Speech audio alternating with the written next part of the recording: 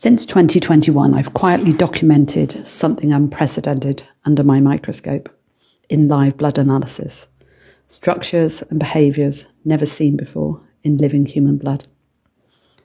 I actually call them New World anomalies. But behind every one of my images that I share, it's not a theory, it's a person. These are not slides to me. These are people I've sat with, held and supported. Every single finding came from a real patient in real time with real symptoms. And I've been honoured and given permission to walk beside them, document their journey and help them find answers to their health. I don't show these images lightly, I never have. And in clinic, when I do live blood analysis, I never start with these anomalies. I begin by showing the hope, the healthy cells, the areas of vitality. Then gently I guide the patient through what I see. Never in fear, always with options. I refuse to panic anyone. I refuse to disempower them. And I refuse to allow the architects to have the power.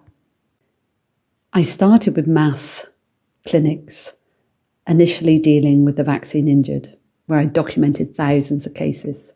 In every single case, I found visible microclotting, foreign interface patterns and synthetic and programmable material interacting with blood cells, plasma, metals and frequencies.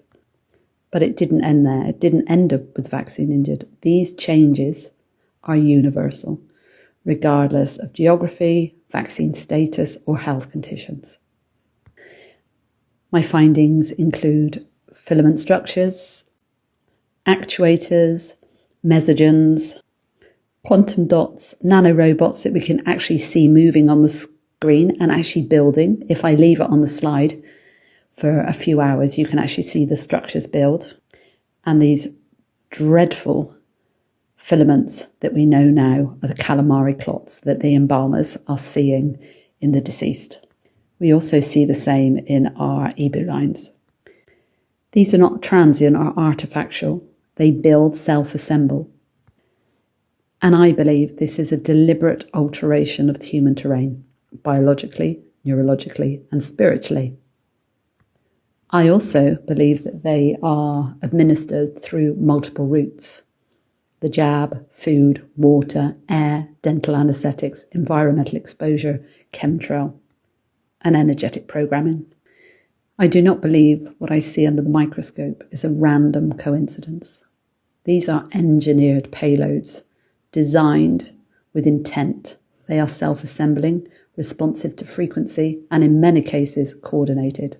I believe that we are dealing with a deeply embedded infiltration that operates across physical and energetic planes.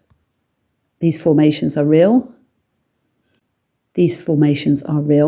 Consistent, synthetic in nature, and part of a deliberate process affecting both the vaccinated and the unvaccinated. This isn't about control, this is about interface, a shift from the human biology to a hybridized, controllable biodigital system.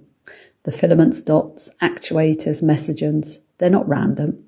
They're components and building blocks of a biosynthetic web within the body, and can interface with signals, potentially frequencies, possibly the Internet of Bodies. And once embedded, they bypass conscious resistance because they're physical. This is a shift in the species, quiet, slowly, disguised as public health, but absolutely real. What I'm seeing in blood isn't artifact, it's architecture.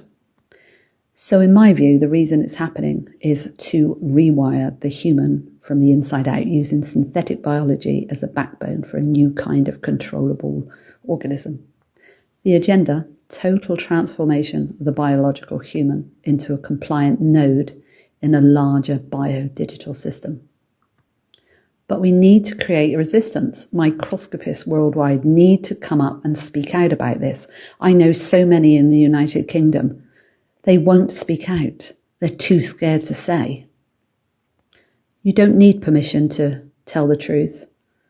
You just need a backbone. You must document it, you must share it, and we must unify. This is not about pathology, this is about sovereignty, about the reclamation of our inner terrain, about decoding the lie and returning to truth. So here's the part that matters. I still believe we have the solution. We can break these structures down. We can detoxify the body, re-educate the cells, clear the frequency fields, and restore coherence to the human biofield. In my opinion, these anomalies are just pollution, and we have the solution.